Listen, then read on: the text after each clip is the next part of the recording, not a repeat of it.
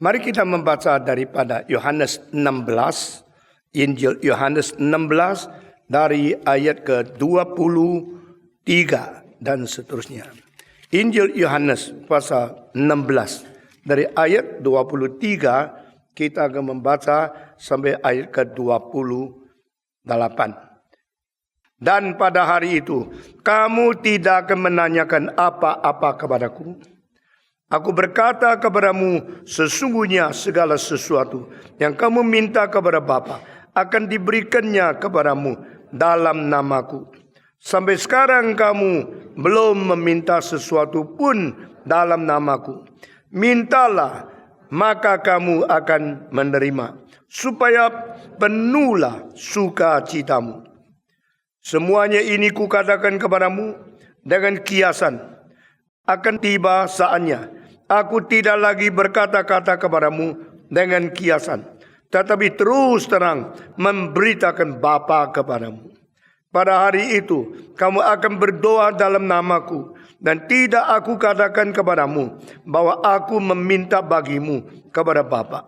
Sebab Bapa sendiri mengasihi kamu karena kamu telah mengasihi aku dan percaya bahwa aku datang dari Allah. Aku datang dari Bapa dan aku datang ke dalam dunia. Aku meninggalkan dunia pula dan pergi kepada Bapa. Pembacaan kitab suci sampai di sini. Saudara-saudara, ini adalah saat-saat menjelang akhirnya 3 pasal yang terakhir yang Kristus beritakan kepada murid-muridnya yang sungguh-sungguh, yang terpilih, dan waktu itu Yudas sudah tidak ada. Yudas pergi dari Yesus pasal 13. Pasal 14 barulah Yesus mengungkapkan hal-hal yang penting, hal-hal yang terakhir yang dia tuturkan kepada muridnya sebelum naik ke atas kayu salib. Saudara-saudara, mengapa? Karena ada orang yang tidak layak mendengarkan sesuatu, biar dia pergi, baru dibicarakan.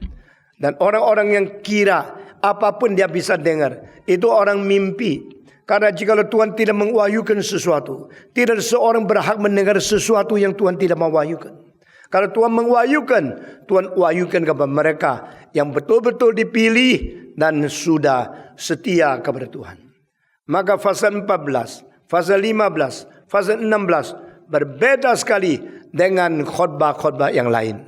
Di dalam Matius 5, 6, 7, 3 pasal permulaan Kristus di dunia. 14, 15, 16 Yohanes, 3 pasal terakhir pada waktu Yesus ada di dalam dunia. Dan pada menjelang akhir ini, 2 hal yang penting dikatakan, yaitu dia beritahu kepada semua rasul bahwa dia tidak lagi pakai kiasan. Dia bicarakan dengan seterus-terusnya, terus terang bicara sama dia. Terus terang, tidak simpan-simpan. Terus terang, mengwahyukan secara seluruhnya yang penting kepada muridnya. Kedua, dia adalah datang dari Bapa. Nah, ini adalah sesuatu hal yang memperbedakan Kristen dengan agama yang lain. Yesus Kristus lain sekali. Yesus adalah satu-satunya yang mempertanggungjawabkan dia dari mana, ajarannya dari mana. Dan dengan sungguh-sungguh setia dia mempertanggungjawabkan yang dilakukan berpadu dengan yang diajarkan. Yang dia lakukan, kalau engkau tidak percaya, engkau tidak mungkin melihat orang lain melakukan yang lebih bermutu daripada apa yang dilakukan oleh Yesus Kristus. If you don't believe of everything I say to you, you should believe what I have done. Kalimatku kalau kau tidak terima, engkau harus percaya apa yang ku lakukan. In between the speech of Christ and the deeds of Christ, there's no difference, no distance. Tidak ada jarak. Karena yang dikatakan dan yang dilakukan bersama kualitas, yaitu dari Tuhan Allah yang menjadi Bapaknya. Saudara-saudara, itu sebab di dalam ayat-ayat terakhir menjelang berhentinya khotbah lagi yang panjang kepada murid-murid, saudara-saudara, ini 3 pasal orang biasa tidak berhak mendengar. 3 pasal orang Farisi tidak berhak mendengar. 3 pasal ini Yudas yang pernah dipilih Yesus sendiri pun tidak berhak mendengar.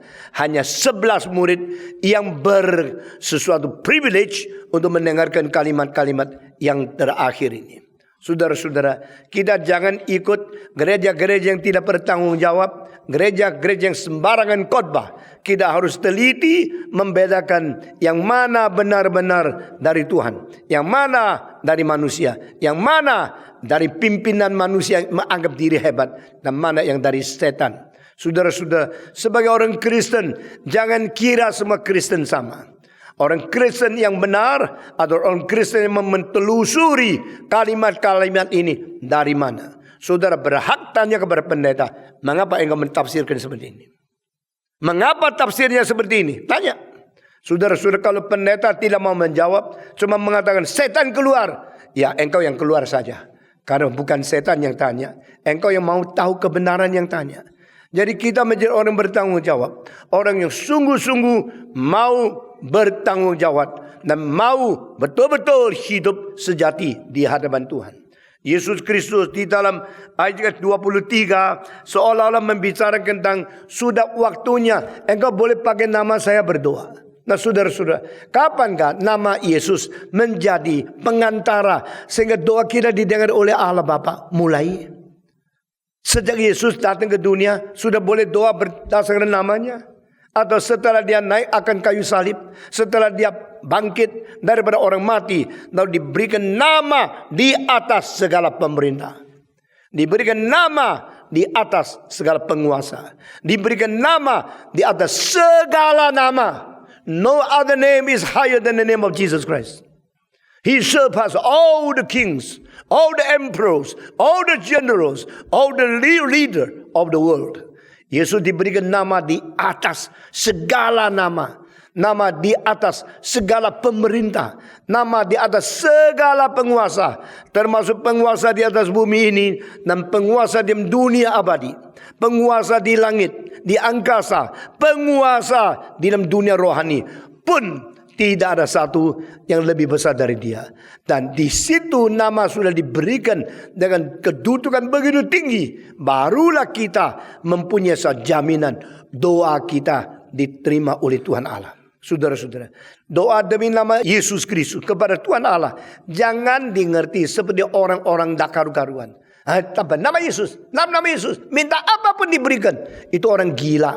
Karena Yesus mengatakan kalimat ini mengandung arti melalui kematian, melalui dibuang oleh Allah Bapa karena menanggung dosamu dan dosaku. Berperang dengan setan, lalu dari kematian dia menang, dari Taurat dia menang, dari hukuman Taurat dia menang, dari setan dia menang, mengalahkan kuasa maut, mengalahkan kuasa dosa, mengalahkan kutukan dari Taurat, mengalahkan semua kemarahan Tuhan Allah. Setelah dia selesaikan semua kemenangan, dia bangkit dan dia duduk di sebelah kanan Allah Bapa.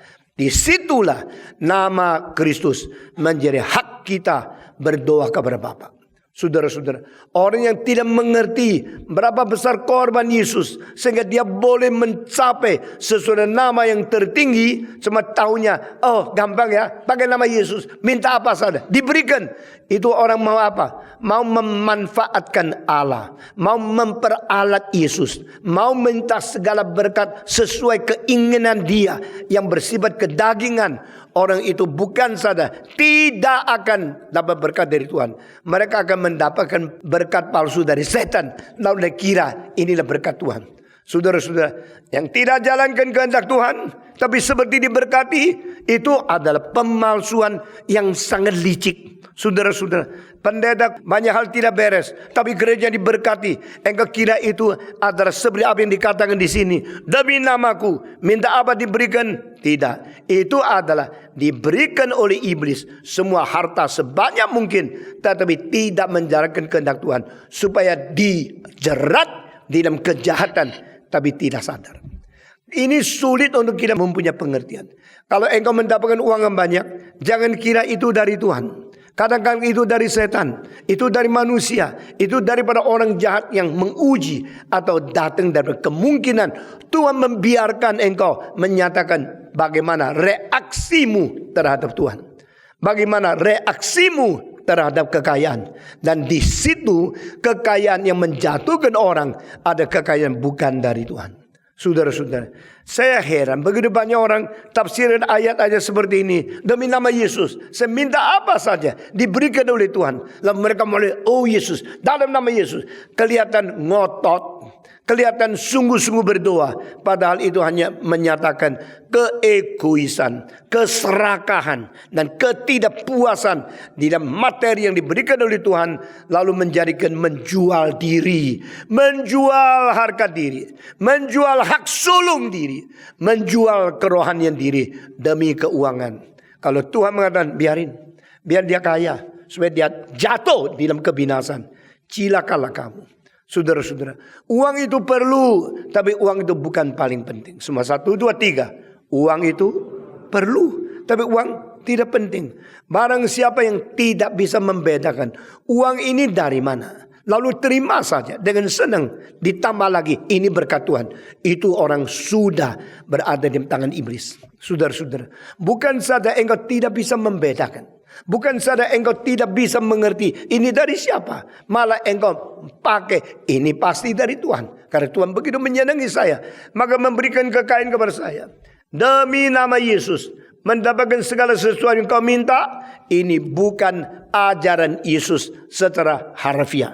Ini bukan ajaran Yesus secara letterlock. Ini adalah ajaran Yesus tentang kematian, kebangkitan Dia yang menderita begitu besar, sengsara untuk mengganti engkau dan saya. Barulah diberikan nama di atas segala nama. Kalau nama yang diperoleh Yesus begitu sulit, mengalami begitu besar penderitaan, masa nama itu boleh diperalat dan dipermainkan oleh orang berdosa? Apakah Tuhan mengizinkan anaknya yang menderita kematian, kutukan, kemarahan Allah dan semua tuntutan Taurat sampai mati di atas salib, baru dia mengalahkan segala sesuatu, lalu dia bangkit lagi? Nama yang begitu mulia mungkinkah diperbolehkan oleh Allah menjadi nama yang diperalat oleh manusia yang tidak bertanggung jawab?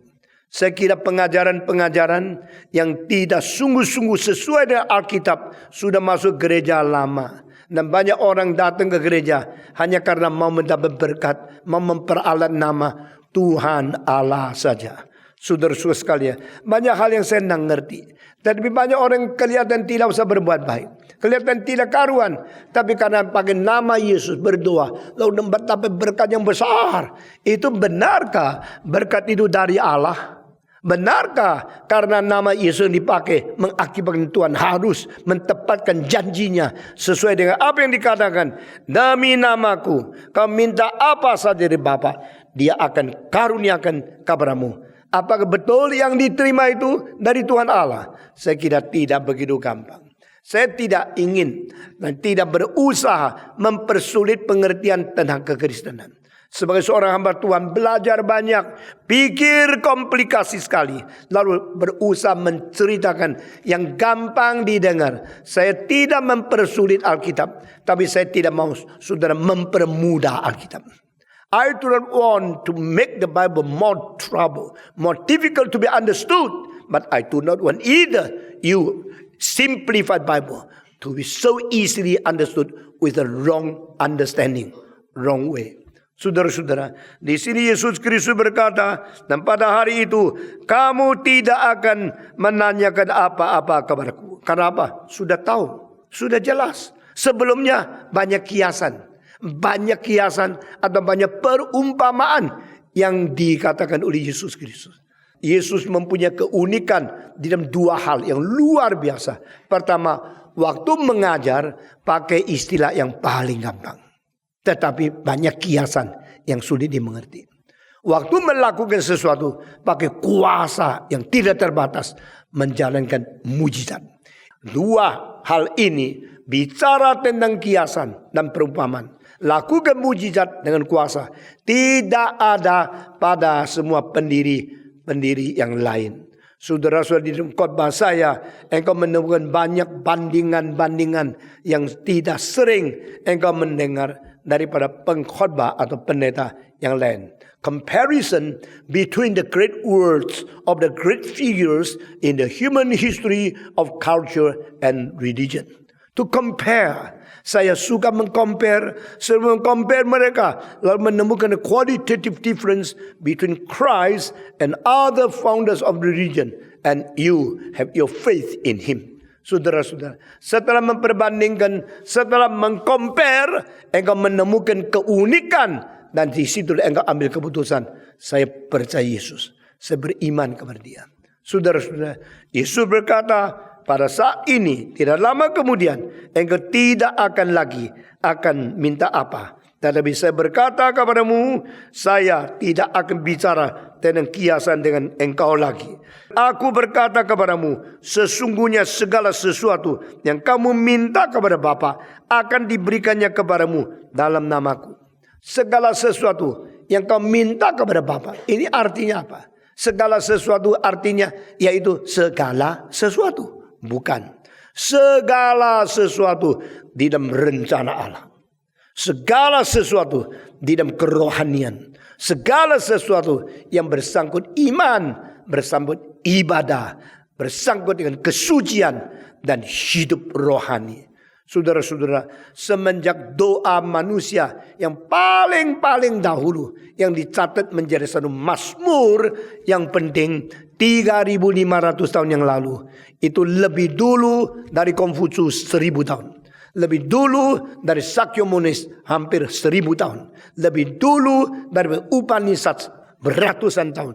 Lebih dulu daripada syair-syair dari Homer, Iliad dan Odyssey kira-kira 1000 tahun. Lebih dulu daripada John Milton, lebih dulu daripada Li Bai, Tu Pu Pai Ji, penyair-penyair terbesar di Tiongkok yang kira-kira 1400 tahun yang lalu. Saudara-saudara, doa manusia kepada Tuhan Allah yang pertama yang dicatat di Alkitab menjadi satu mazmur, yaitu Mazmur 90. Engkau sudah menemukan ciri khas doanya. Begitu banyak doa, tapi tidak satu pun menyangkut minta makanan, minta kesehatan, minta sejahtera, minta berkat, minta uang. Tidak ada. Saudara perhatikan ya. Saudara jangan baca kitab terus hafal-hafal tapi tidak ngerti. Bandingkan, pikirkan, analisa. Akhirnya engkau menemukan bijaksana di dalamnya. Mazmur 90, 7 doa yang paling besar. Yang pertama, ajarkanlah kami ya Tuhan bagaimana menghitung waktu-waktu yang kami miliki. Supaya kami memperoleh hati yang bijaksana. Hati yang khidmat. Bukan pikiran yang pintar. Banyak orang makin sekolah makin pintar. Otaknya banyak pengetahuan. Hatinya banyak kegelapan. Jadi di sini Musa tidak doa minta uang. Tidak doa minta pangkat. Tidak doa minta kuasa. Tidak doa minta seks. Apa yang menjadi peperangan dunia? 4 hal. Kuasa, nama, uang, dan seks. Ini menjadi the reason of a human war in this world and world history. Menjadi sesuatu perjuangan yang sengit di masyarakat. Engkau marah sama orang lain. Engkau bertarung sama orang lain. Karena uang, karena nama, karena seks, karena kuasa. Saudara-saudara, orang militer cari kuasa. Orang dagang cari uang. Yang dituntut itu. Maka biasanya kalau yang dituntut menjadi sebagian dari agamanya. Dia menjadi orang yang beribadah, berdoa. Tapi dengar apa yang didoakan. Tuhan, saya mau kesehatan. Saya mau sejahtera. Saya mau hoki. Saya mau harta benda. Saya mau uang. Saya mau hidup dengan seks. Dan hidup dengan cinta kasih yang sepenuhnya. Semua yang diminta oleh manusia seperti itu. Itu adalah agama yang rendah sekali. Musa seorang begitu pintar. Semua pengetahuan sudah dimiliki. Seluruh kenikmatan di istana dimiliki oleh dia sendiri. Dan waktu dia tua, dia tidak minta uang, tidak minta kuasa, tidak minta seks, tidak minta materi, tidak minta kemuliaan dunia. Dia minta bijaksana dari surga. Dia minta pengertian murka Allah. Dia minta supaya Tuhan memberkati dia di dalam hari-hari sengsara. Pada waktu hari sengsara, dia mengetahui siapa mengetahui kemarahanmu. Semua doa tidak mengenai akan materi. Satu-satunya kalimat doa mengenai materi yaitu dalam doa Bapa kami. Dan Yesus mengatakan, berilah kami makanan yang seperlunya, bukan sebanyaknya ya. Seperlunya hari ini. Itu satu-satunya kalimat mengenai doa. Kalau Yesus mengajar kita begitu berdoa dan difokuskan kepada carilah kepada Tuhan Allah kerajaan dan carilah dahulu kerajaan dan kebenaran, maka yang kau perlu akan ditambahkan, bukan diberikan. More than what you need. Saya mengalami apa yang saya perlu selalu Tuhan kasih lebih. Jadi selain saya perlu, masih bisa simpan uang, masih bisa bantu orang lain, masih bisa memberikan persembahan kepada Tuhan. Karena more than what I need. Itu janji Tuhan. Kalau Tuhan sudah janji, tidak mungkin dia mungkir. Karena dia Tuhan. Tidak mungkin dia bermain-main. Yang dijanjikan Tuhan pasti dijalankan oleh Tuhan. Kalau demikian, orang Kristen takut apa? Takut lapar. Adakah orang Kristen yang sungguh-sungguh mencintai Tuhan akhirnya lapar mati? Cari, kasih tahu saya yang mana. Adakah orang memberikan perpuluhan akhirnya miskin, tidak bisa sambung hidup? Kasih tahu di mana dia. Kalau engkau semua penghasilan 10%, kasih dulu pekerjaan Tuhan. Yang lain 90%. Tuhan pasti memberikan bijaksana. Engkau bagaimana pakai. Dan akhirnya tidak mungkin mati kelaparan. Saudara-saudara, orang yang tidak habis-habis minta uang, minta kekayaan adalah orang yang iman tidak ada dan mempermainkan nama Tuhan. Saudara-saudara, kalimat di sini pada waktu itu engkau minta kepada Bapakku apa saja dengan namaku aku akan memberikan. Bukan apa saja berarti apa saja. Arti apa saja, ada apa saja di dalam prinsip rencana Tuhan untuk kita berdoa. To know how to pray, that is very important item in your spiritual growth.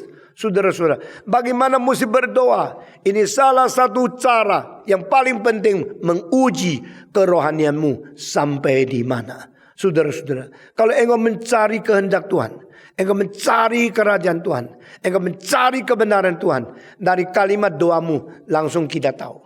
Kalau seorang doanya cuma seks, doanya cuma senang-senang, doanya foya-foya, doanya materi, doanya cuma uang saja.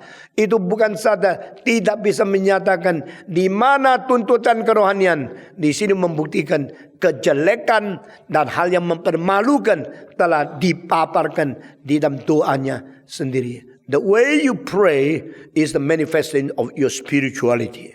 What you are asking is to sign up that you should give us other people understand what is the goal of your life. Tujuan hidupmu selalu dinyatakan di dalam isi doamu. Apa yang kau doakan itu adalah tujuan hidupmu. Karena doa merupakan ekspresi daripada kehendak sedalam-dalamnya hati manusia minta kepada Tuhan. Saudara-saudara, Yesus berkata kepada dia, aku berkata kepadamu, sesungguhnya segala sesuatu yang kamu minta kepada Bapa akan diberikannya kepadamu dalam namaku. Sampai sekarang kamu belum meminta sesuatu pun dalam namaku. Benarkah? Sudah mereka minta banyak hal. Oh Tuhan, tambahlah iman. Itu sudah minta. Tetapi pada saat itu belum demi nama Yesus. Amin. Istilah demi nama Yesus. Amin. Setelah selesai doa pakai nama demi nama Yesus. Amin. Itu penting sekali bagi orang Kristen. Saya harap saudara belajar pakai nama Yesus baru bilang amin. Karena di sini membedakan engkau. Nyatakan dirimu adalah orang Kristen, bukan orang agama lain. Semua orang lain dan agama yang lain tidak pakai nama Yesus menjadi penutup doanya. Tapi orang Kristen harus. Biar kita belajar, kita biasakan, haruskan kita nama Yesus. Lalu baru kita bilang amin. Karena apa? Karena satu-satunya nama yang bikin gemetar kerajaan setan, Yesus. Satu-satunya nama yang melampaui semua penguasa, Yesus. Satu-satunya nama yang lebih tinggi dari semua pemerintah, nama Yesus. Satu-satunya nama yang bikin kita diperkenan oleh Tuhan Allah adalah nama Yesus. Anak tunggal Allah yang mati di atas salib. Anak tunggal Allah yang benar menyerahkan diri menjadi tebusan kita dan menjadi korban penebusan dosa di hadapan Tuhan adalah nama Yesus. Pada waktu Tuhan Allah mendengar orang ini berdoa demi nama Yesus, hatinya terhibur. Karena engkau sungguh-sungguh menghargai anak tunggal yang dikirim untuk mati bagimu. Saudara-saudara, selama ini kamu tidak doa demi namaku. Yesus berkata kepada mereka, sampai sekarang engkau belum minta apa demi namaku. Mintalah, maka kamu akan menerima. Supaya penuhlah sukacitamu. Apakah yang menjadi sukacita kita? Dari apa yang kau terima, engkau menjadi sukacita juga membuktikan rohani Bapa. Kalau engkau melihat orang banyak menjadi orang Kristen, engkau tidak sukacita. Tapi engkau double lotery, engkau teriak-teriak. Sudah kedengaran, sudah ketahuan. Hatimu bukan di dalam kerajaan Allah. Hatimu di dalam memupuk dan mentabung kekayaan di dalam dunia saja. What makes you rejoice? Saya mau tanya. Apakah hal yang bikin engkau bersukacita? Kenapakah kalau ada satu hal yang penting sekali terjadi, engkau lihat diam aja. Engkau sama sekali tidak tertarik. Engkau sama sekali tidak mempeduli. Karena itu bukan sesuatu yang membuat engkau sukacita. Tapi kenapa ada hal yang lain yang sepele, yang tak penting, engkau senang luar biasa. Karena engkau masih anak-anak. Saudara-saudara, seorang murid masih kecil, kalau dia suruh sekolah tidak mau. Suruh dia main, dia senang. Dia lebih sukacita di dalam bermain dibanding dari bersukacita di dalam studi. Saudara-saudara, ada pemuda-pemudi yang baca kitab suci berjam-jam. Dia bersukacita di dalam mempelajari firman Tuhan. Saya sangat terhibur. Ada pemuda-pemudi, tidak ada sukacita. Selalu sampai kalau dia pergi main, pergi judi, baru dia senang. Saya tahu ini tidak beres. Saudara, what makes you happy? Coba tanya dong. What makes you rejoice? Tanya sendiri. Yang bikin engkau bersukacita itu apa? Yesus Kristus berkata, waktu itu engkau minta kepada Tuhan. Tuhan berikan kepada engkau, sukacitamu akan penuh. Itu uang? Itu seks? Itu kuasa? Itu reputasi dunia? Tidak. Orang yang rohaninya sudah matang sekali. Dia tidak peduli akan hal-hal yang dangkal seperti ini. Karena sukacita dia di dalam Tuhan. Sukacita dia di dalam kebenaran. Sukacita dia di dalam berbuah untuk membawa orang datang kepada Tuhan. Roma pasal 5 ayat 3 dan seterusnya. Mengatakan karena kita tahu sengsara akan menghasilkan apa. Dan di dalam sengsara Roh Kudus mencurahkan cinta kasih Allah dengan rata di dalam hati manusia. So you can be rejoicing. You can be very happy even though you are suffering. When you are suffering, the joy of God, the love of God was put down and filling your heart. Karena disitulah kerohanianmu lain. Di dalam Kisah Para Rasul pasal 4 dikatakan setelah mereka dipukul, dicambuk, lalu mereka bersukacita. Nah ini heran. Kenapa? Karena mereka rasa mereka patut layak menderita bagi Tuhan. Loh, layak menderita bagi Tuhan menjadi sukacita. Artinya apa? Karena kalau dipilih untuk menderita untuk Injil, inilah orang yang paling dipandang tinggi oleh Tuhan. Tuhan tidak pakai orang kafir. Tuhan tidak pernah memakai malaikat untuk mengabar Injil. Kenapa? Malaikat mempunyai fasih yang luar biasa. Mempunyai kuasa yang luar biasa. Mempunyai kekuatan yang luar biasa. Kalau Stephen Tongkotbah bisa capek, bisa linu, bisa capek, bisa kurang enak tidur. Malaikat tidak usah. Khotbah terus tidak usah vitamin. Khotbah terus tidak usah injeksi. Dia karena mempunyai kekuatan yang luar biasa. Malaikat adalah yang berkuasa besar dan yang mentaat perintah Tuhan. Ini kitab suci. 大有能力顺从天父命令的天使. Mereka berkuasa besar. Tapi malaikat itu bersuka cita karena apa? Kalau di dunia ada orang bertobat.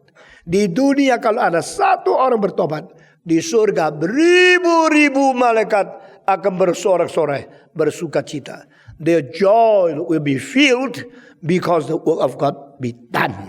They will rejoicing because they see so many converts come to Jesus Christ. Saudara-saudara, sukacitamu karena apa? Dapat lotre, itu hanya menyatakan dangkalmu saja.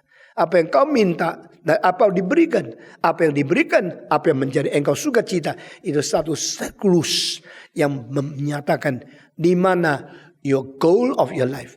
Hidupmu mempunyai tujuan apa? Hidupmu mempunyai sesuatu titik terakhir yang engkau akan capai. Itu apa? What is the telos of your life? Apakah tujuan terakhir? Bersuka cita karena permintaanmu dikabulkan. Permintaan apa? Permintaan sesuai dengan kehendak Tuhan. Saudara-saudara, ada satu hal yang menjadi dalil. Yang kau minta sesuai rencana Tuhan, maka Tuhan senang sekali. Lalu Tuhan senang memberikan apa yang kau minta sesuai kesenangan Dia. Engkau sukacita penuh. Saudara-saudara. Nah ini dalil. What you ask from God is according to the will of God. And when God give it to you, God is rejoicing and you are also rejoicing. Kalau engkau minta sesuatu sesuai pimpinan Tuhan, maka setelah diberikan, Tuhan senang, engkau juga senang. Saya tanya, kalau kita minta sesuatu yang bukan kehendak Tuhan, lalu Tuhan kasih kita senang, Tuhan dah senang, bagus tak?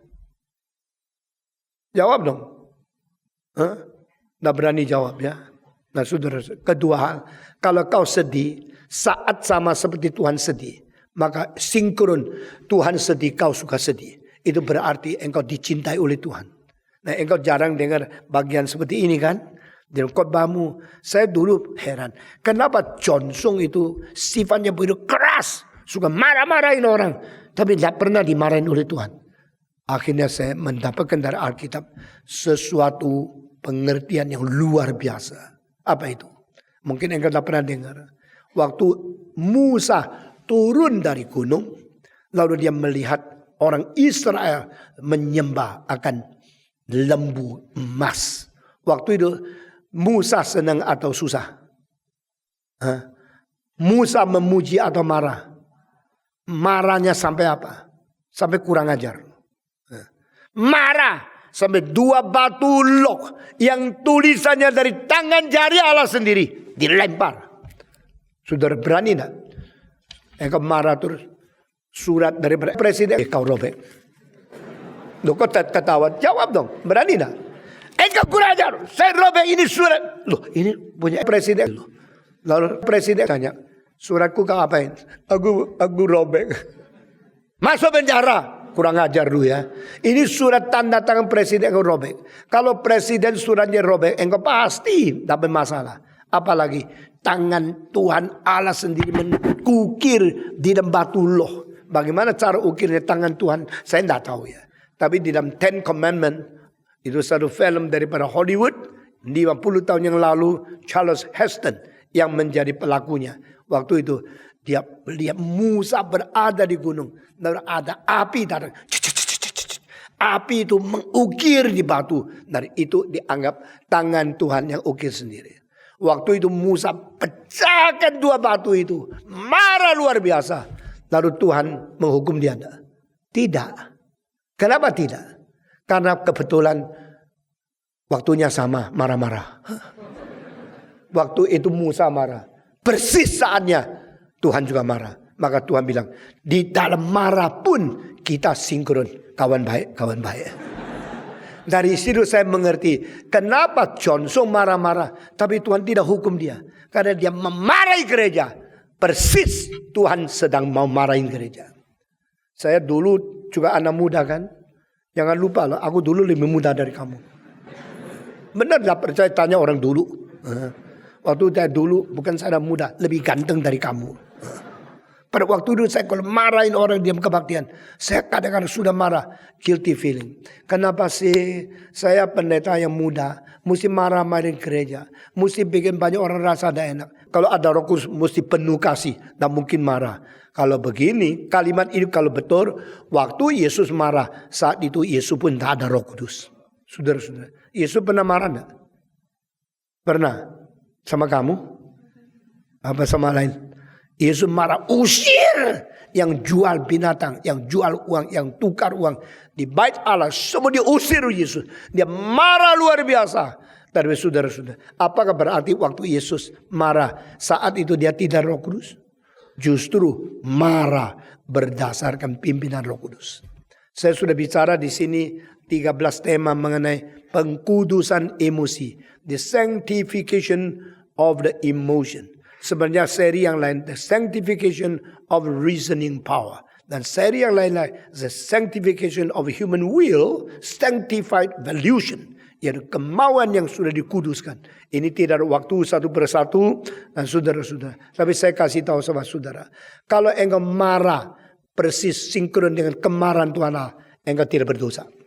Waktu Tuhan marah, Tuhan sulit mencari orang yang menjadi saksinya. Saudara, tapi Tuhan bilang, maukah kabarkan cintaku? Oh mau Tuhan, kabar-kabar Tuhan mencintai kamu. Engkau disambut mana-mana.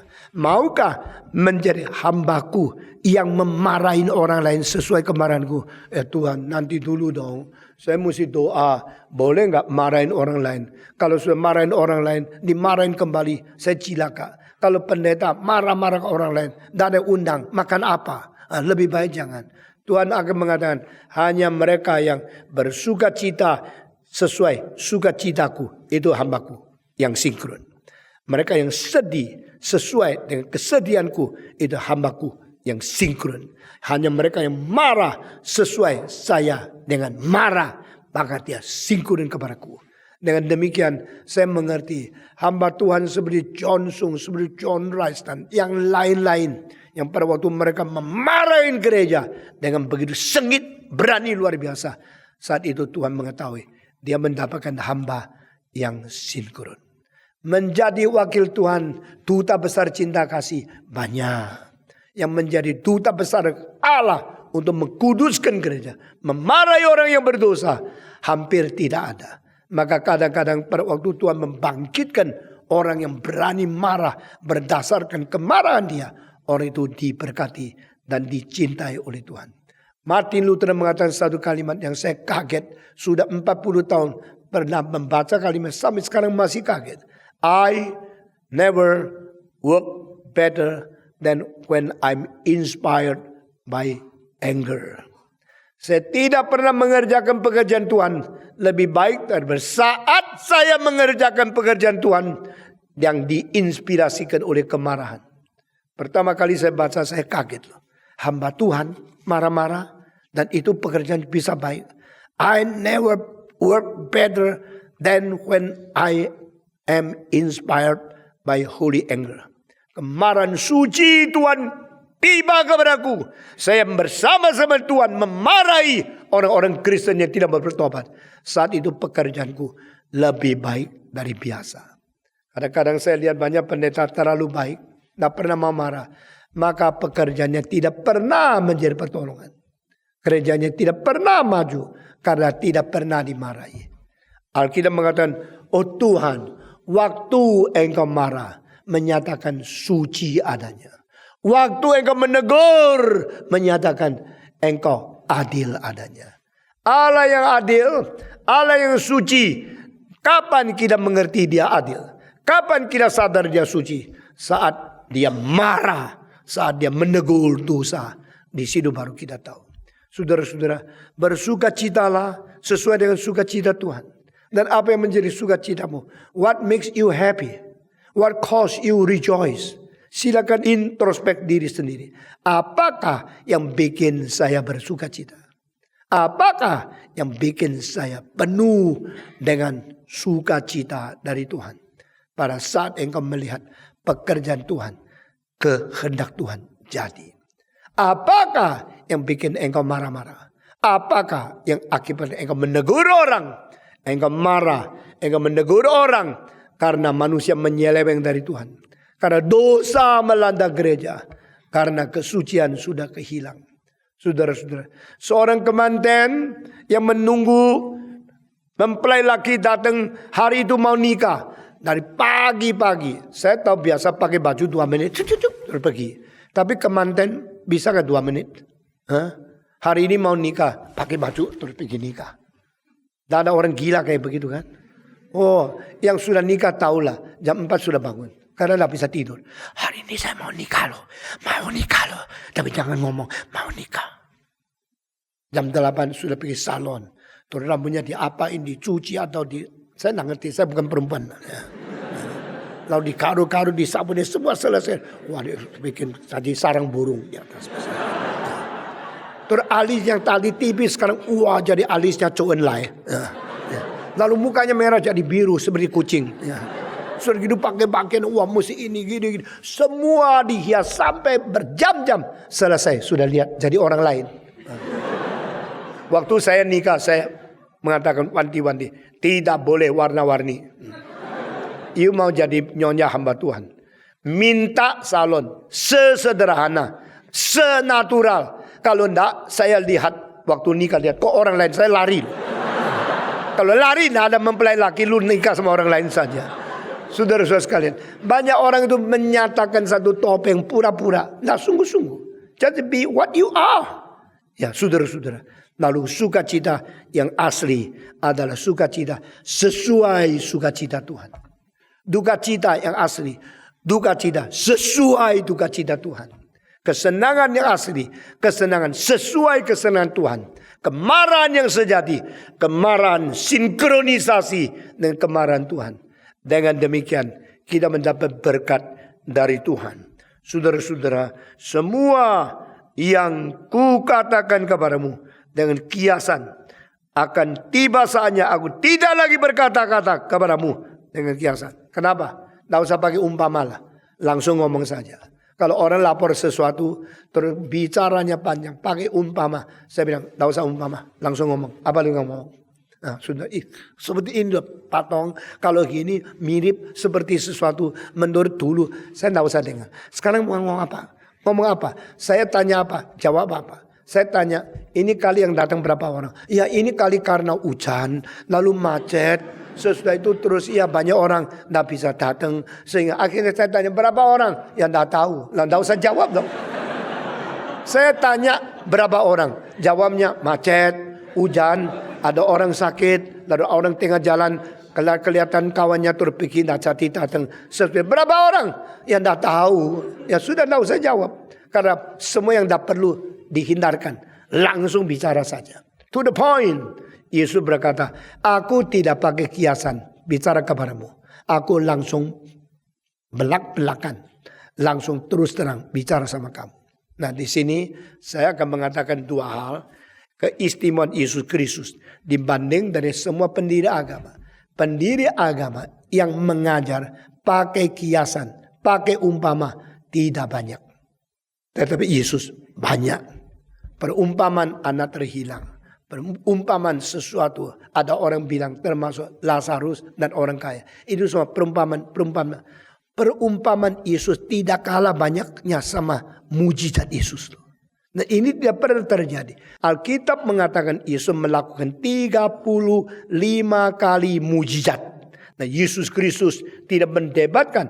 Dia mengatakan jika engkau tidak percaya apa yang ku katakan, percayalah apa yang ku lakukan. His word is full of the parables. And his deed is full of miracles.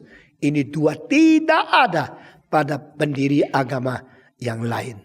Tidak ada parabel yang begitu ceria, yang begitu sederhana, tapi mengandung makna begitu dalam, begitu padat. Saudara-saudara, Yesus memberitakan manusia sudah menyeleweng dari Tuhan. Manusia sudah berdosa. Manusia harus kembali. Kalau tidak kembali, manusia seperti binatang. Dia tidak ngajar seperti ini. Orang mengajar seperti ini, pengetahuannya harus hebat sekali. Tapi Yesus lebih hebat. Engkau mengerti tentang umat manusia, caranya ada, dengarlah sesuatu umpama anak terhilang. Begitu mengatakan anak terhilang, langsung semua kebenaran teologi tentang rebellious man, tentang the redemption of God, tentang repent and return to the Father and forgiveness, semua tercatat. Dia satu cerita anak terhilang yang begitu enak, begitu gampang didengar. Yang tidak ngerti tidak tahu kebenaran di dalamnya, hanya dengan ceritanya. Yang ngerti memperdalam sampai sedalam-dalamnya, tetap tidak bisa tuntas. Ini adalah ajaran kitab. Ini adalah Yesus Kristus. He give parables and he perform miracles. Parables and miracles is uniqueness of the ministry of Jesus on this earth. Saudara-saudara, saya dulu kasih banyak kiasan. Nanti ada hari tiba, saya tidak lagi bicara kiasan kepadamu. Saya bicara langsung terus terang kebenaran kepadamu. Dia mulai memikirkan tentang hal-hal yang penting pada ayat-ayat yang terakhir ini. Tetapi terus terang memberitakan Bapa kepadamu.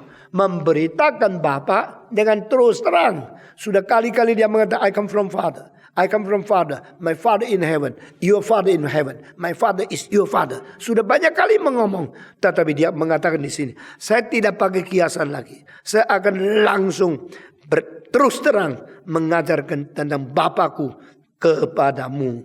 Dan dia mengatakan kalimat yang terakhir di sini, aku sudah mengasihi. Engkau sudah mengasihi aku. Dan engkau percaya bahwa aku datang dari Allah. Nah, kalimat terakhir ini adalah engkau sudah percaya bahwa aku datang dari Allah. Padahal kapan mereka mengatakan kalimat ini? You are Christ. You are the Son of the living God. Itu dikatakan. You are sent by God directly from God to us. Kalimat ini belum munculkan. Tapi Yesus tahu. Mereka sudah mulai percaya. Yesus mengatakan, kamu sudah tahu. Dan sudah percaya dan tahu kalau aku datang daripada Allah Bapa. Dan sekarang kalimat yang paling penting muncul di ayat ke-28. Aku datang dari Bapa dan aku masuk ke dalam dunia ini dan aku meninggalkan dunia ini dan aku kembali lagi kepada Bapa.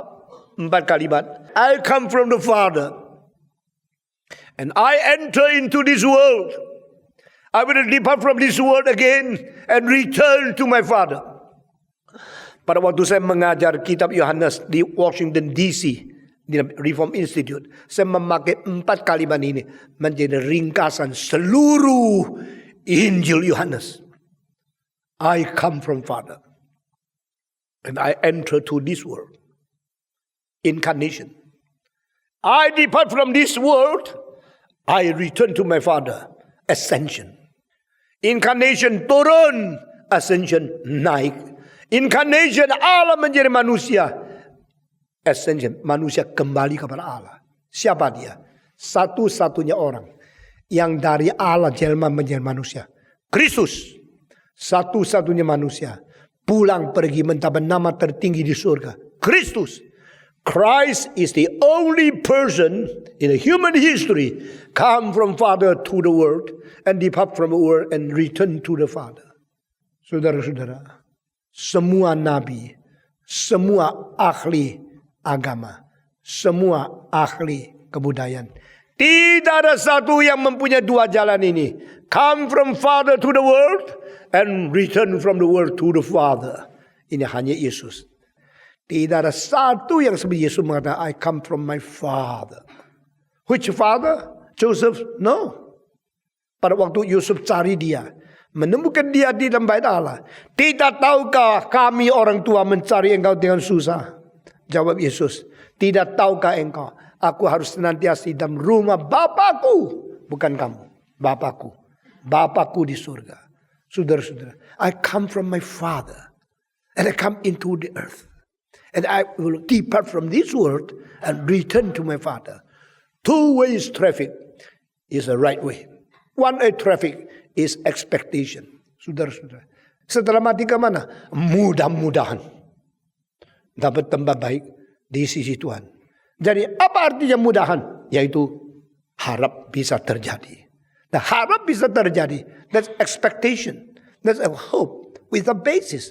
Kenapa engkau berani pikir engkau mudah-mudahan dapat tempat baik di sisi Tuhan? Karena saya sudah berbuat baik. Berbuat baik bagaimana? Menurut ukuran saya berbuat baik. Menurut Tuhan Allah, tidak ada satu orang baik. Seorang pun tidak ada. Maka engkau bisa ke surga. Engkau bisa di tempat yang baik di sisi Tuhan. Mudah-mudahan. That's not the answer. Saudara-saudara. Kalau orang mengatakan kita akan pergi langit barat. Langit barat di mana sih? Bumi putar barat jadi timur. Timur jadi barat. Di mana langit barat? Ya langit barat. Ya barat. Barat di mana? Ya barat situ. Di mana? Ya di situ. No answer. Yesus berkata, I come from the Father and I return to the Father. His two-way traffic is his experience. Dia pernah datang dan dia akan pergi lagi. Datang dari Bapa, pulang kembali kepada Bapa. Kepastian certainty 100% of the belief in Jesus Christ is the true hope of human life. Kita mendapatkan pengharapan yang sepenuhnya, kepastian yang mendalam di dalam iman, di dalam diri Yesus Kristus. Yang dia sendiri datang dari sana, dia akan pergi dari ke sana. Saudara-saudara, engkau tanya surga bagaimana? Yang paling jujur, Mbo. Kenapa Mbo? Aku tak pernah tahu. Hidup aja tak tahu apa artinya. Mati mana tahu? Kau tak pernah mati. Jadi kalau mati dulu gini. Lu gak tahu pernah mati? Ya belum mati. Kau tahu mati gak? Kira-kira. Yesus lain. Orang yang pernah mati, tak pernah balik. Pernah tak? Orang kan, saya datang dari kematian. Langsung semakin. Lalu kematian bagaimana? Bagaimana kita mengetahui apa artinya kematian? Apa artinya dunia akhirat? Apa artinya dunia rohani yang lebih dari mati? Tak mungkin tahu. Tapi Yesus mengatakan, engkau kira saya tak tahu? Saya beritahu, saya dari Bapa. Tapi itu, dan saya kembali dari dunia, pulang kepada Bapa. Sudah kita sadar. Jangan kita menyelesaikan Alkitab. Lalu kita mau belajar how to pray according to the prayer of Jesus. Sudah tahu seluruh kitab suci, cuma ada satu orang bisa tahu apa yang dituangkan Yesus kepada Bapa. Siapa dia? Yohanes. Kenapa Petrus tidak tulis? Kenapa Paulus tidak menyinggung? Kenapa Yakobus tidak mencatat? Kenapa semua rasul tidak pernah menyinggung hal ini? Satu-satunya yang berani tulis satu pasal dengan doa Yesus kepada Bapa, Yohanes. Saudara jangan lupa, waktu Yohanes menulis kitab Yohanes, Injil Yohanes, dia paling sedikit umur 92. Waktu itu Yesus sudah naik surga lebih 60 tahun. Yesus dilahirkan 4 tahun sebelum Kristus. Yesus dilahirkan teori kedua 6 tahun sebelum Masehi. Karena hitungnya dulu ada salah. Sekarang kita cek sampai tuntas 2 teori. Yesus dilahirkan 4 tahun sebelum Masehi. Lalu kalau sebelum Masehi 4 tahun, 33 tahun setengah Yesus mati atas salib.